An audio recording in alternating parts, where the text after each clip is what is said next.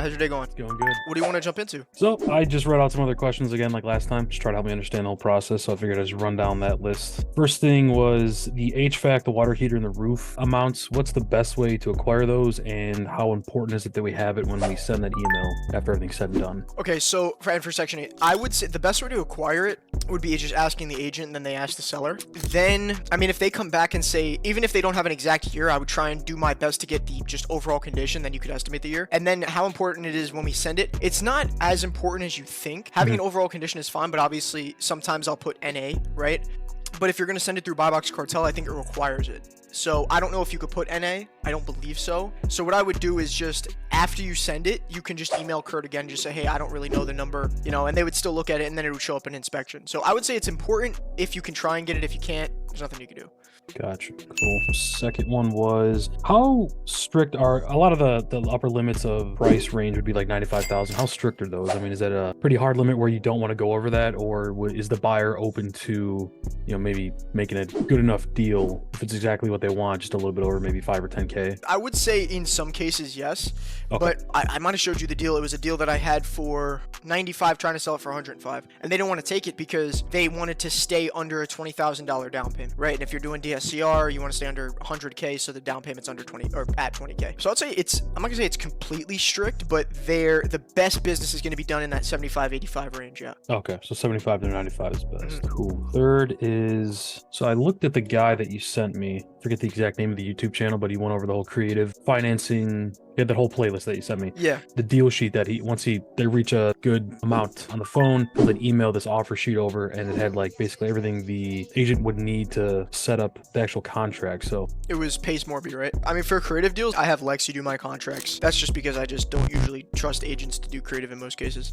Gotcha. I'm just talking for like cash. This seemed pretty simple. It's the buyer name and address. Who would be the buyer? Who would I put down for that? Since it's a double close, you can put yourself, because you actually are going to buy the property. You're not buying it with your funds, but it's double close. So the price is self-explanatory. So is like the funding. That's cash or creative. What about the proof of funds? Where do we get that? So the best we can do in the Discord is the pre-approval letter, which is perfectly fine because it's actually coming from the lender that's going to do the transactional lending, and that's auto-generated. You can go in there and grab that.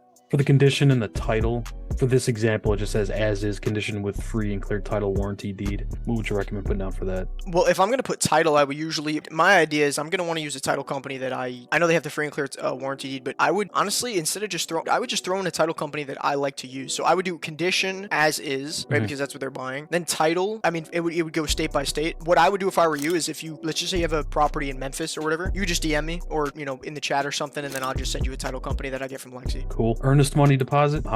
Is that always needed, or is it only some deals? Well, I'm not going to say it's 100% always needed, but almost every single deal has EMD. For the Section 8 deals, I usually do like 500 to 1,000. Do we pay that personally, or is that something that once we get the contract, we send it, and that's something that you guys take care of? Yeah, that we take care of that. Whether the buyer will pay it or Chris and Rich will front it, yeah. Okay. Closing date is 30 days from accepted offer. Is that kind of standard? Yeah, and then if the lender needs, we could just extend. Access to property, I figured seller to give buyer unrestricted access via the contract or lockbox. That's probably the standard as well. Yeah, yeah, exactly. Okay, and then closing company, for this example, it just said seller to close with buyer's title company of choice. That seems pretty self-explanatory as well. Okay. And the good thing with that is you can send that, and then in the event that you need to, it gives you time to actually get the title company from one of us, or Gotcha. Okay. So when you guys buy these properties, do you flip the houses? Is that kind of what you're ideally looking to do long term after we kind of send the deal, or? Well, Rich and Chris they buy some, but they're not the ones who actually buy your guys' deal. They are JVing with you on the wholesale end to sell it to somebody else. Okay. I'm thinking of, the flipping aspect can be used as leverage to some degree. I'm just wondering if I can use that to actually help in some of the negotiations with the price. Would you maybe not recommend? Well, I mean, if I give it some thought, the kind of what I'm thinking about here is if we go in with, hey, we're going to flip it, so we need to get it at this price. When you say flip, they're going to think renovation, right? But if it's turnkey property and they say, what do you mean flip? Then you're just going to have to say, we're going to wholesale it, which in that case, it puts a bad taste in their mouth. And yeah. It's almost like if I went up to you and I was like, hey, Austin, I have to get your shirt for $50 because I'm going to go sell it to Joe for 200. You're like, no, just, give me 200. Okay. So when the buy box offers a price, do we not go above that, or is that just the recommended, or? Yeah, no. Our algorithm probably spits that out. I just didn't know if there's any play with that. So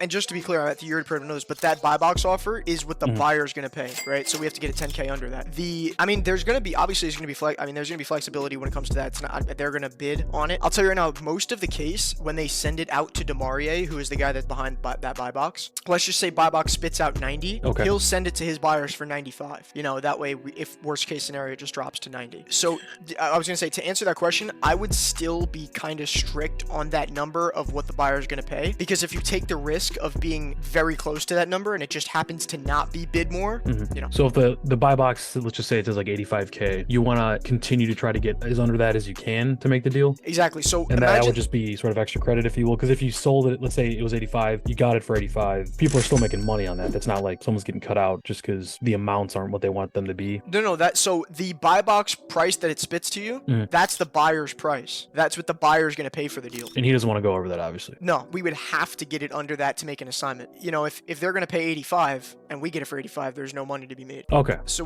that kind of under that, I wouldn't say it's extra credits. It's literally just the whole idea of how to make money. Yeah. That's how yeah, okay. That makes sense then. How do we handle ARV? Yeah, so you can do, I mean, we don't have any flippers in there, but I'll show you. Do you know MAO strategy? I could show you right now. You could go and show me. Yeah, let me see. Right. Okay. So MAO is max allowable offer, right? And typically, and again, flippers numbers are going to change, but what I'm seeing right now in the market, flippers want to be all in with repair, like complete money out of their pocket, 70% of ARV, right? After repair value. So once you find ARV, right? You comp out, you find ARV, then you take 70% of that number, then you're going to take away repairs, then you're going to take away your assignment, how much you actually want to make on the deal. And then after that, you're going to have your MAO, your max allowable offer, right? Let's just say ARV is 100K. That means that this buyer is going to pay 70K all in with repairs. Let's just say repairs are 10K and we want to make 10K. That would mean max allowable offer to the seller is 50K. Gotcha. Do you kind of understand how that works? Cool. Yeah, that's flip. There aren't too many. I mean, there's still active flippers, but not nearly as much as how many there used to be. When the interest rates drop back down, they'll come back. That makes sense. Yeah. And then let's see, the assignment fee process. I saw there's the assignment agreement. Let's just say everything goes through, you get the contract, you send the email, they end up buying. How we would then get paid then, I guess, or how does that all sort of come around on the back end to you once you actually do make the deal? Yeah, so here, I'll give you a little workflow. So let's just start at getting a contract, right? Let's pretend we start there. So contracted, then you send it through. Kurt sends it to buyer, says, I'll take it, gives us the check. Buyer walks, he likes it, he submits EMD, and then we close, obviously, 2 weeks later. And then from there, that's where we spit our assignment. But essentially how the money works is, let's just say we get it for, if we're doing a cash deal sale, we get it 60, we try and market it to the buyer for maybe 70, and then we make the difference. On creative, it's a little bit different. I like to look at it as like, hey, these are our terms. Let's just say boom, boom, boom, down payment, interest, whatnot. How much do you want to give up for the rights to buy this? 10 grand? Okay, cool. We sign our assignment agreement. They have the rights to buy. That's how I like to look at creative. But cash deals, it's just like, hey, we got it for 60, we'll sell it to you for 70 type of thing. And then the way that it comes out in the back end is it'll go to title, we'll close for them, and then spit us the assignment. Okay. Is that, so then the assignment agreement, is that anything I have to do? Do I have to sign that myself, or that's not something I have to worry about? No, so the only thing that you would have to sign if you're closing through, let's just say Rich and Chris, is a partial payout agreement. Let's just say like 3, maybe a week before close, just showing, hey, we have to give you this percentage. Okay. And that was that 60%, I think I heard in the... Yeah. Okay, cool. The only other question I had really was just in your words, and maybe if you want to explain it to like you're talking to a second grader, what is creative financing? I like to look at these things as, getting in the weeds with it and looking at all those videos does help, but it's easy to get kind of lost. So I always like to try to walk it back and see if I can understand from both extremes, I guess, if that makes sense. So for sure. Well, first I'll tell you, we actually just made a video of me teaching a student creative finance A to Z. If you ever want to look at it, I'll teach you here. If you don't mind, dude, I'd love to make this meeting a video. It's up to you. Go. Yeah, absolutely. Go for it. You're sure? I have to ask because if you're in it. Yeah, it's all good, man. Go for it. Okay. All right, cool. So awesome. So the very first thing with creative finance, right, is what is creative finance? So creative finance is the umbrella term. Anything that is not a cash or lump sum, right? You want to purchase a car creatively or a house creatively. It's any type of strategy you can think of. But the main two that we're working with are subject to and seller finance. What is sub to? It's essentially there's a mortgage payment on a house. All we do is we give them a down payment and then we continue to make their mortgage payments for them. That's us purchasing the house. Seller finance is when there's no mortgage and we give them a down payment and we pay off the house per month to them, right? So similar how you finance a car. You give them a down payment, let's just say $500 a month, you pay off the car. Sub 2 is almost like if there's a car with a loan on it and let's just say, Austin, you're selling it to me and there's a loan on it. I say, hey, Austin, how about I just just continue to pay that loan for you and I give you a down payment opportunity. That's what sub 2 is, right? And then obviously seller finance, no loan, does that make sense? Go into seller finance a little bit more. I think sub 2, yeah, that makes more sense than seller finance. Yeah, so like I said, sub 2 is down payment mortgage. Seller finance is when there's no mortgage and you're just paying financing payments to pay off that house, right? So if I buy a house from you and it's 300 grand and I agree, hey, Austin, I'm going to give you $10,000 down and I'm going to give you $500 a month and I'll pay you $500 a month every single month until I pay off that house. That's what seller finance is. So you're essentially just paying off the house in monthly payments as well as a down payment in the beginning. It's a note that you create between you and the seller saying, hey, for me to purchase this house, instead of giving you a complete lump sum, we're going to agree on me giving you a down payment and giving you monthly payments to pay off that house towards you. At the end of that, I pay the house off. That note is now expired. That's kind of how it works. Does that make sense? Okay, it does. So, and then where's the tool in the Discord that I would use for that? So you could use the calculator on BuyBox. You could use the calculator. And honestly, I'm going to show you in here. I don't use either of them. I do it by hand. I think it's a lot easier. But yeah, I wanted to get the basics down. So sub 2, right? We're giving them a down payment, taking over their existing mortgage payment, paying off that payment. Seller finance, there's no payment. We're giving them a down payment and we're just creating a mortgage with them, right? So one's already taking over the existing mortgage. Seller finance is creating a mortgage with the seller. Cool. So down payments for both, and then seller finance, you're essentially just trying to make it a sub 2, but there's no mortgage. It's just the agreement between each other. Exactly. Yeah. You're essentially creating your own mortgage with the seller. So then let's go into how to actually source these, right? Sure. Let's do sub 2 first. So I'll give you my filters. Let me see. I'll put these in the chat as well for you. Right. Let me put these in the chat so you have them. Cool. So these are my filters, right? We're going to look for 15% equity, 5% interest. This is kind of just showing on market and obviously single family. So I'm going to pull up the property I used to teach everybody. It's in San Antonio. So let's just say you're looking at San Antonio. Let's hope this loads. Right. And you're going to be looking through these houses and what you're looking for is, I'll go down to the property. I think it's like Gulch something. Can't find it. Okay. We'll look at a random one. So essentially what I'm looking for here is I want the estimated balance to be no lower than 85% of the list, right? This is a negative equity situation, which are fine, but this is just, this is so negative that I think it's inaccurate. So let me look at this one. Perfect, right? You see, you don't even have to do the calculation. There's, 447, 480, it's really close. These are the type of deals we're looking for. But like I said, math, it would be 85%. And then the second thing, I don't know why it's not shown on PropStream, but you would click mortgage and transaction history. So let's just say we go to this one, right? Mortgage and transaction. The main thing that I'm looking here after I've identified it's low equity is the loan type a reverse mortgage or a credit line? No. So that's good. Is the interest rate adjustable? No. That's good, right? So we just want to make sure it's not adjustable or a reverse mortgage or credit line. Once we figure that out, it's just, hey, does the property look good, right? You put the pictures on Zillow. Does it look good? Cool. The last qualifying factor, does it cash flow? Now, how do we break it down? And this is going back into using the tools, but I'll show you how I kind of break them down. So let's just say you put it on Zillow rental estimator and it rents for $2,500. Very first thing you're going to take away is 25% of the rent, right? That is, every buyer is going to take that 25% and sock it away towards capital expenditures, management, and vacancy, right? They're going to take that off the rental revenue every month. It brings us to $1,875. Now we're going to take away taxes and insurance. So let's just say hypothetically taxes and insurance are $100 each. Maybe there's an HOA fee, right? You got to throw that into, but taxes and insurance brings us to this bottom number, happens to be $1,675 in this example. Now the question is, we paid 25%, paid taxes, paid insurance, paid everything. What's the last thing that we have to pay every single month in a subject to transaction? The mortgage, right? We have to pay that every month. So from here with the number that you have left, you would just want to make sure, hey, can we cover the mortgage and still be positively cash flowing? Yeah. Okay. Right. And then you would go here. Obviously this is 2,000. So if this was the hypothetical, we couldn't because we only have 1,675. But let's just say you look, mortgage is $1,200. Maybe you're cash flowing $475. Maybe you're cash flowing $50. In sub 2, as long as you're positive, I would still go after the deal. So does that make sense? Kind of how we broke it down? Yeah. Real quick, go back to the loan type. You said reverse mortgage and what else was that? Credit line. So if it's not a reverse mortgage, not a credit line, that's good. Yeah, and not an adjustable rate. Those are the ones we're gonna. Obviously, if it is, then I would just move on. So that's breaking it down. And then how do we offer, right? So sub 2, the only thing that you really have to talk to the seller about is the down payment, right? Because the quote unquote terms are already in the mortgage.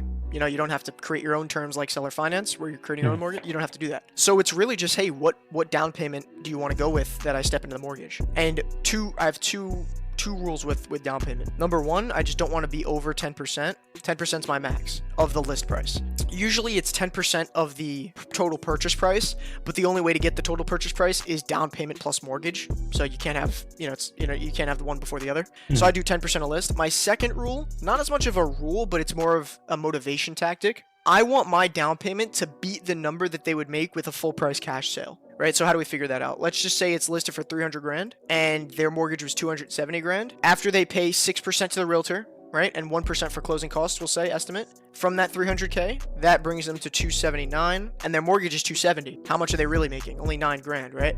So my rule number 2 is I want to beat the number that they would make with a full price cash sale, which in this hypothetical is 9 grand, right? So that's my bottom. And then what's my top? 10%. So what's 10% of 300K? 30K. That's how I generate my down payment. This is the range that we want to work in. So I'm sorry, you said 300 was the list price. They made the deal for 270, and then the 7%. So 300 was the list price. 270 Okay. was their mortgage balance. The 7% is assuming that they sold for 300K. They have to pay around 7% to pay realtor commission and closing costs, right? And then we break that down to see, hey, let's just say tomorrow they sold for 300K. How much would they have left? 279. How much is the mortgage? 270. And then that's how we get our 9K. Does that make sense? It does. Yeah, to find the lower and upper limit, that helps a lot. Yeah. And it gives you room to negotiate, which is nice. Exactly. So then if I know I can work between, let's just say 9 and 30K, I'll usually shoot for maybe 15, 20 to start. Dude, that's sub 2. That's it. And then seller finance is even easier. Let's start with sourcing it. I only have like 6 minutes left. I'll try and speed through. Filters, the only thing that changes on the filters is the equity percentage. And obviously we're not looking at interest because there's no mortgage. So equity, I'm looking for things with no mortgage, right? So I'm doing minimum 100% equity, free and clear. Let me put these in the chat for you. And the only question is that we're qualifying, right? Because there's no mortgage to look at or anything like that. It's really, is the property turnkey, right? That's just putting on the filter, putting in Zillow, seeing if it looks good. And then obviously we already know zero estimated balance. That's our only qualifying factor. The way to do sub 2 now is, okay, same breakdown. What does it rent for? Let's just say again, 2,500. What do we do first? 25% off. 5. What do we do? We take taxes and insurance. 16 cents. Now, in sub 2, when we got to this point, we just wanted to make sure to cover the mortgage, right? In seller finance, we get to this point, there is no mortgage. So we see, okay, we have $1,675 in our hand. How much of this do we want to pay the seller per month, right? And the question, the answer to that question is 60 to 80% of this number. If you know your buyer likes $300 of monthly cash flow, you just take 300 out for your buyer and then you give them the rest. How'd you get the 300? That's just something you would discuss with them, and they said, well, I could use this money per month, so I'd like that at least. Yeah, so I would say the most deals that are going through have an average of $300 a month in cash flow. So that's why I like to subtract it that way. But even then, right, let's just say I'm securing 300 for my buyer. I have 1375 left. I wouldn't offer them 1375 off rip, right? But I mean, you know that, negotiation, you don't want to max out. And then what that would, so does this make sense how we kind of broke it down though? Yeah, so instead of the mortgage, you want 68% of what you have left. Exactly. Go on. Yeah. No, I was going to say toward the seller. And then, or you could just take out the amount of cash flow your buyer wants and then give them the rest. And now how to offer it would be, I'll show you, right? So I'll do a minimum and a maximum. Sure. Max, I don't want to go over 10% down. If I'm going to do interest, I don't want to go over 5% interest. Do you know how balloon payments work? I do not. Okay, so a balloon payment is, let's just say, Austin, I'm going to give you $500 a month, and then in 5 years, I'm just going to give you everything I owe you in one check. That's all a balloon payment is. Okay. So if you're going to do a balloon payment, which is fine, most seller finance to have them, I wouldn't go below 7 years. The only time I would is if the property's like, 100 grand and the balloon comes out to, 50, 60 grand. And then I'm sure you've seen most people when they're doing seller finance offer over list, right? In the lives. Yeah. If I'm going to offer over list, I wouldn't go more than 30K over. Okay. And then obviously the cash flow, we want to secure at least $300 for our buyer.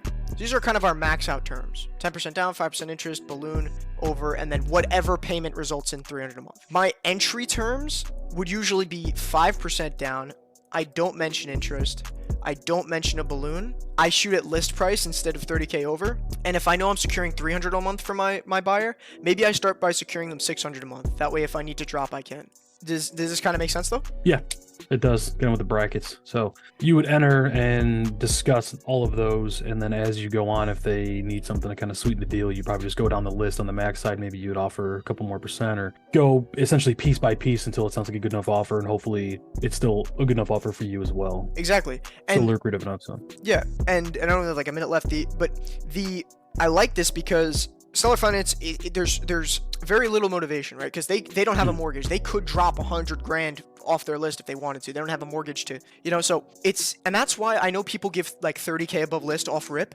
I don't like that, because let's just say you're in the transaction and it's getting tough, you can just say, how about this? I'll give you another 20 grand on top of your purchase price. You know, you don't have that leverage if you give them 30K off rip and you can't move. So that's just, you want to go in as bare bones as possible with any seller finance off. But that's negotiation, you know, one-on-one. So right, I'll keep that in mind for sure. that's it, man.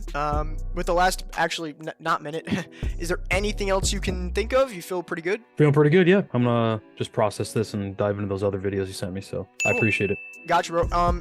Do I have your number? I do, yeah. I have Okay. yours. Yeah, so just text me so that your number pops at the top. I'll send you the video I just made with another guy explaining this in case you want to go back and just watch it. Sure, thank you. All right, I got you. I'll catch you later, Austin. See you, man. Take care, man. Yep.